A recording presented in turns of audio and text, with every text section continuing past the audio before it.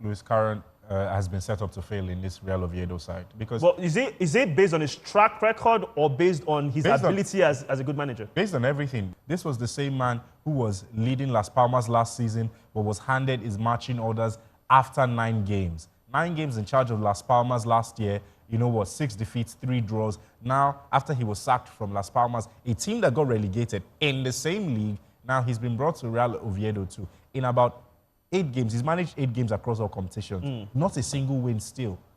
So you say he's set up to fail. That is an ability but of yes, a manager. no, look, I'm saying you're you're set up to fail because you're only as good as the assets you have at your disposal. But we talked about, they have the worst offensive record. You have a team. Look at the front runners that are leading the line. Cazorla is 41. Rondon is. These are players that are way past their prime. And yes, you have youth, a blend between youth and experience in the squad. But the young players too are also struggling to have impact. 7 goals they've scored so far in 15 matches in the league. Very poor offensive run. Now, Brown, do you agree with that? Of course, you understand that the manager has been set up to fail. Over the hill and not. Is that the reason why they don't score goals? I think their problem is finishing.